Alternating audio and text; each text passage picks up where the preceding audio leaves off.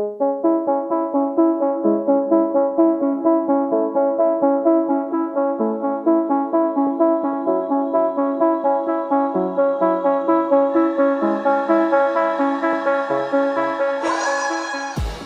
and welcome to the Blackout Podcast, where I get to talk to amazing people who do amazing things. And today I have Pamela Stone from Stone Sewn. Thanks for coming to the podcast today. No problem. Thanks for having me. You know, years ago, before the pandemic, like years and years ago, I met you at Tiff and Bandit. That's how I met you, and it's like, and then you say you make your stuff.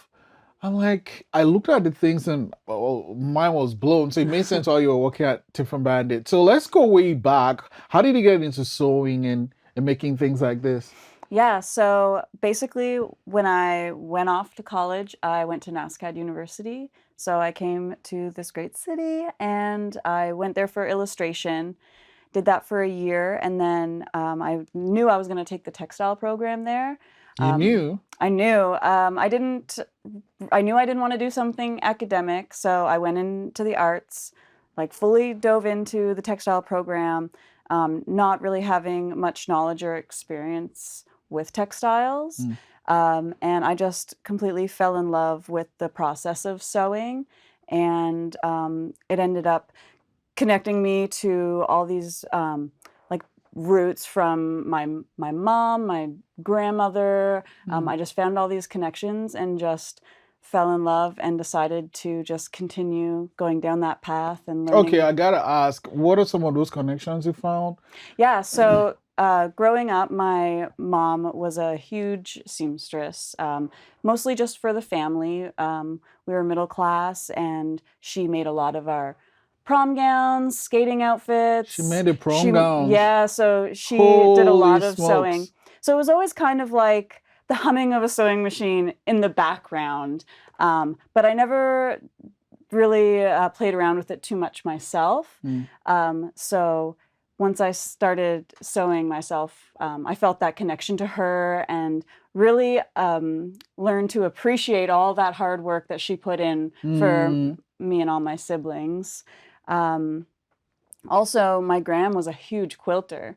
Right. So she was very thrifty. She just kind of used whatever she had around, upcycled quilts that she already had and garments, and was always kind of working away on quilts in her living room.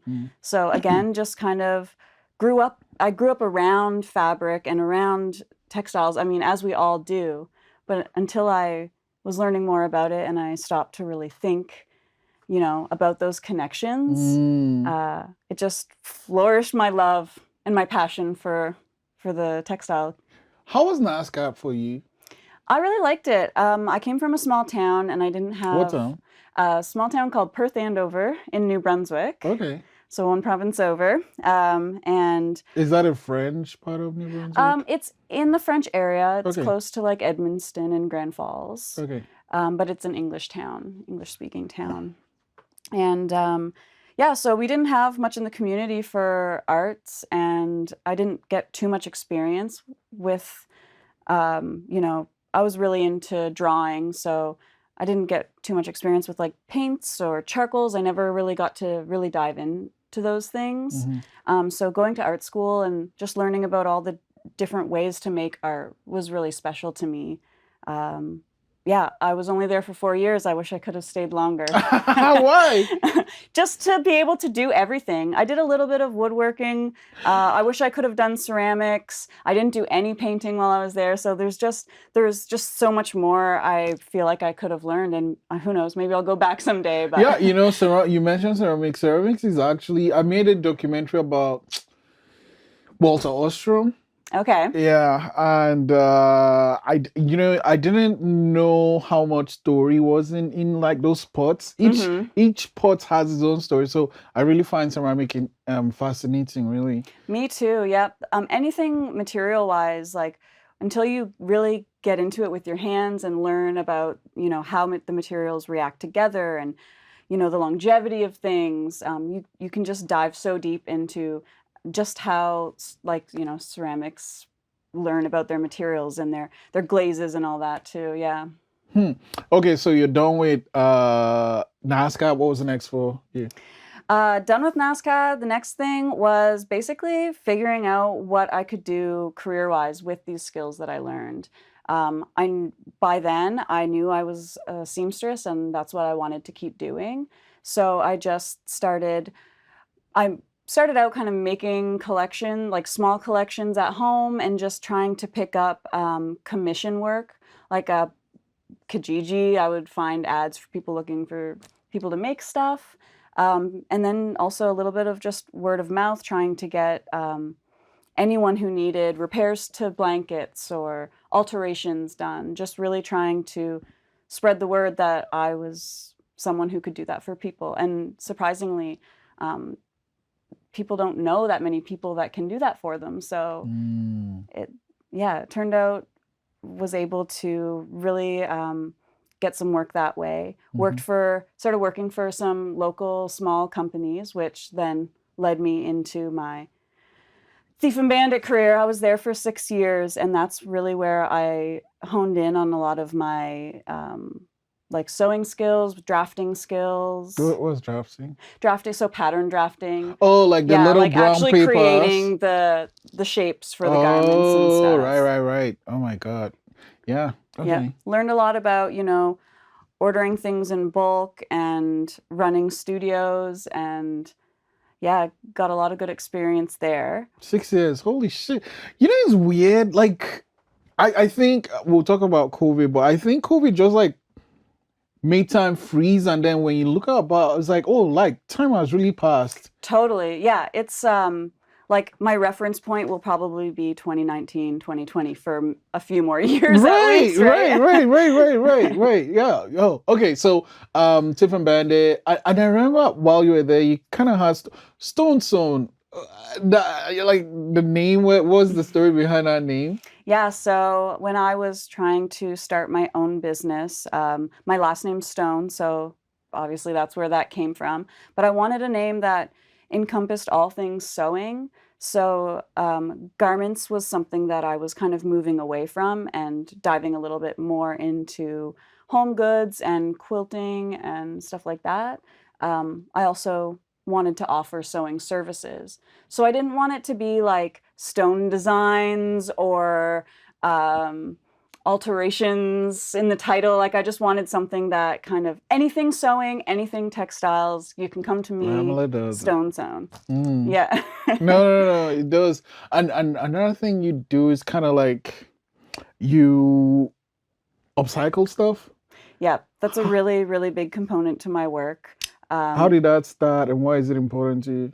Yeah, basically going through school, learning about textiles, also learning about the huge amount of textile waste in the world, Mm, mm. the overproduction of garments and clothing, um, and that did not appeal to me.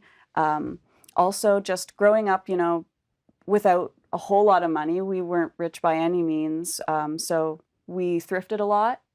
So doing a lot of thrifting, like I said, my grandmother upcycled a lot of clothing for quilts and stuff, so I also kind of got that from her.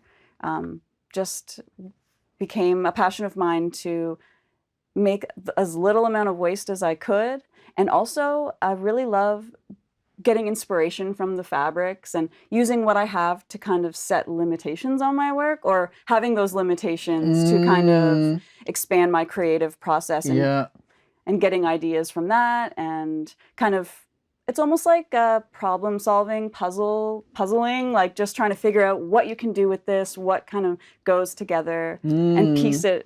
piece it out that way. No, I totally agree. I'm nodding because once you restrict yourself, you feel free. I know it seems stupid, but Yes. it's like I can only do this thing in only this place and with only this.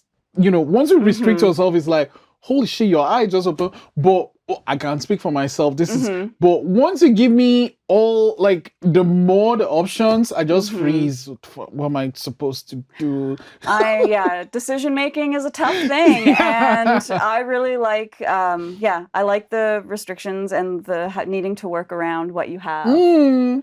And I really do think it makes you think of ideas that it's like a blank piece of paper. what do you write? What do you start with? Anything. But if you have, if you already have a mark on it or you already have a certain color, you have ideas to pull from that. I totally agree. I'm like, and I know, and I guess this is something I've just learned about myself recently because I used to feel like, I mean, I procrastinate, but I think it was worse when I didn't realize that the more options I had, the more I was like, I'll just freeze. I don't know what to do. But Yeah. then I realized that once I restricted myself, I can only do it in these confines. Oh my God, I was just flying. So it's good you said that. Let's talk about this dude. So the cute thing, I know it's from your grandma, Yeah. but what led you back into it? Because I am, I guess, what some would call a couch potato. I love just, mellowing out at home. I'm always, wrapped up in a blanket, watching TV when I'm there. I'm always surrounding myself with fabrics and quilts, and I guess that would have started because my grandmother's quilts are very coveted in our family, and we have lots of those around. So just having those around and realizing that this is something that everyone can use, everyone needs, and it just helps you add a touch of your own personality to your home. And that's really what got me into it. I like being able to mix textures and colors, and I feel like with quilts you really get the freedom to do that. It's a lot of work though. It is a lot of work.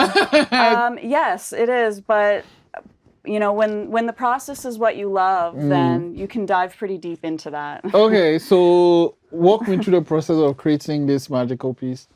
This magical piece, it all started with actually a fabric swap at. I have this, and you give me your fabric. Basically, a local fabric shop, Patch Halifax, had a fabric swap. Everyone brought in, fabrics that they had around for a while, they didn't really know what to do with, or just to kind of swap them around and see if you could get inspired by something that someone else brought in. And someone brought in all of this like tie-dyed cotton that they had made.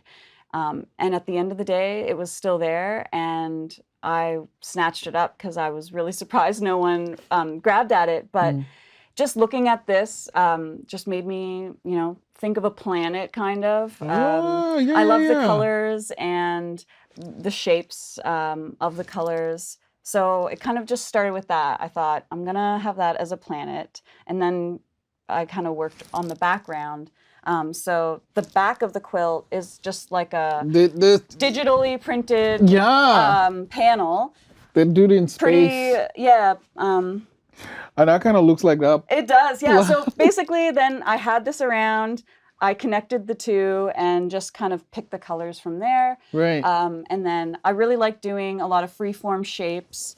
So I just kind of started working. I did like an ombre effect after I had my colors. Okay. It was ombre. Ombre is when shades go from darker to light or lighter to dark. Oh, okay. All right. Yeah, I learned a something lot of people new do today. like ombre hair where it's like light at the roots and dark at the bottom. Okay, got it. So where the planet was like glowing, I kind of started with the lights in the middle and worked my way out. And then for like the top stitching, I wanted almost like a smoky effect. So I spent a lot of time just kind of with my free motion foot on my machine, just kind of making these squiggles. Those lines? Yeah. So, okay, wait, which comes first? Like, I mean, you have to make the planet first, right? Yes. In this case, that's what kind of came first for the inspiration. And then, like, I guess just to like me, I'm just trying to wrap my mind around it. Like, how you putting the thing to the machine, does it not get stuck? And because like sometimes it gets stuck. Like those lines are very detailed. I know you call them squiggly, but they are so detailed too. Yeah. So for the top of the quilt, things are usually pieced together. So all of these individual colors, I would lay them out, cut them to the shapes that I want them, and then take them to the machine and sew them together. So everything in kind of this style quilt is just built up one by one.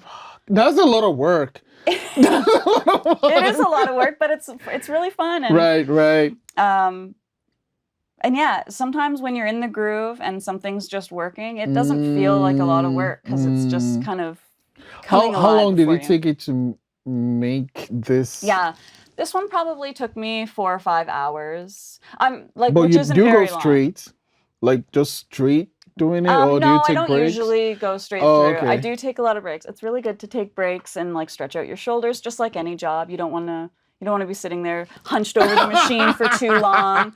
And like, yeah, I get really focused in. So if I'm there for more than like an hour or two, I'm Oh, really like tense in right, there. right, right. So it's nice to like take a break, remove your Mm. eyes from it and come back. But I mean, so you had the pieces and stuff. Hmm. Do you like draw it out, map it out, know what is going where? Because they're like individual, like, Yeah, you know this what I one's mean? quite freeform. So this is Oh, something that okay. I would kind of like, I'd sew these two pieces together, then I would cut them out so that they're flush and add something else. So this is really like piece by piece building up. Mm. I've done other quilts that are a little more mathematic, more like grids drawn out and like pieces planned, which does take a little more time depending on how your brain works. Between between the two, which you prefer? Um, oh, that's a tough question. I like aspects for different reasons. Mm, I guess I like mapping it out. mm. This was kind of an experiment, but I really love my free motion foot, so any chance I get to do that, I'm right on top of it. But I really like planning things out and gridding them, and you can really like plan out your fabric amounts too, which is helpful. What do you mean by so? Oh, you decide how much clothes is going to go into making that thing. Yep. So you kind of know like if I'm going to have this many squares that are this size, Then and then I kind of can calculate how much fabric I'll need for that. right, right, right. Wow, 5 hours. I really love the planet. What does the Thank planet you. have a name? It doesn't have a name. Okay, okay. Come Uh, back to that. I'll think of something. okay, okay, okay. So yeah, I mean, I love that. It kind of has. And like I said, one thing I'm kind of jealous of people that actually make stuff with their hands because it's so much work. But when you do stuff like this and it has a story, it even brings more beauty to the thing. So it's like, oh, I have the plan. Dude in space. Okay, I'm Hmm. gonna give the person a planet. You brought this massive piece, and Yeah. we're gonna open it up. But before we do that, because I need to like reframe the camera. Talk to me. Like you said, this started at the pandemic. Yeah. So when the pandemic started and I was at home for an undetermined amount of time, I decided to I had been saving up my scraps. I don't throw anything out. I like to keep it all just in case I can find little scraps to put in the next project. And again, I try to have the least amount of waste possible. So like the smaller pieces become these kind of smaller squares, and anything even smaller becomes like stuffing, kind of. So just having all of that collected, I decided I was going to, sit and hand stitch a bunch of pieces together. And that started this 3-year long project. Did you say hand stitch? Hand stitched, yep. So all of these pieces are hand stitched. That sounds like punishment. Some nights it felt a little like that, but really, really rewarding. Yeah. It was just a project for me to go crazy and like, have a little Sherpa in there, have a little bit of like other types of materials and textures. What was the thing that decided you were done? Like, what was the? So, I kind of started out on panels, and once I had a few panels, I started to consider, how I was going to attach them. And I had this quilt that was made by my grandmother. It was one of her more simple designs. Like it was basically just, a solid blue on the back, and then it had like just a solid piece on the front. And I thought, it's not quite the same as her other quilts. It looks like it could use some more work. And it kind of made it almost like like a collaboration with my grandmother, which felt really, really nice. Yeah. And so that's kind of where I decided, all right, I'm going to make enough of these squares to attach to the quilt and make it, I don't know, family heirloom. Too many hours to just sell it, or, you know, and having my grandmother's quilt on the back is really special. And there is a little tag that she signed on the back. Okay, great. No, we'll do that. We're just going to reframe that guy and spread it out. Yeah, sure. Because we need to see it. We need to see it. So when you open it up, you can really start to see the remnants of different projects. Like I've got like shirts that I altered, jeans that I've hemmed, like little applique samples that I've just had lying around. Okay, wait, you use all these terms. What applique was? Yeah, so applique is basically when you're applying fabric, one piece of fabric to another piece of fabric. So it's more so on top than like sewn together. Oh, okay, yeah. okay. So a lot of time it's stitched, but you can also like, there's different glues and stuff that you can do for that as well. Okay. My gosh, there's so much in here. Yeah, there's like little pieces of other quilts that got cut off. Yeah, there's like, you know, remnants of fabrics that were bought for masks during the pandemic, and like just a bunch of just pretty much every project I've done over the past 3 years. Holy shit, let's flip it around. It's really plain on the back. But I do have, it says from Graham 2008 on there. So that's really special to me. And those are the kinds of, you know, connections I like to make with my work. the environment is something really, really special to you. Yeah. And I mean, it should be special to everyone because hell, we live here, right? Yes, I agree. We have no place to go. But what are some plans you have for the future for Stone Sewn? I was doing so good. Okay. Future. I just want to keep on sewing. I do find my business more so, I get more business doing alterations and like mending and makes. So like basically like just making garments out of new fabrics a lot of the times. Just a lot of my clients will go and pick out the fabrics themselves. But I would like to definitely try to push my upcycled products a little bit more. And not even so with like my own materials. I do get a few clients here and there that have materials from past loved ones and like different keepsake projects. So that's the kind of stuff moving forward that I would like to do more of. Keep those special fabrics in the families and kind of give them a new life. And I mean, everyone's probably got, you know, clothing in their closet that they never wear, something that maybe they're really drawn to a fabric, but don't put it on. So altering that, or, you know, giving it a new life, something that they can enjoy and use. Wow. I knew I was going to have fun. I didn't expect a 3-year-old project or punishment, as I like to call it. But Pamela, thank you so much for coming today. No problem. Thanks so much for having me.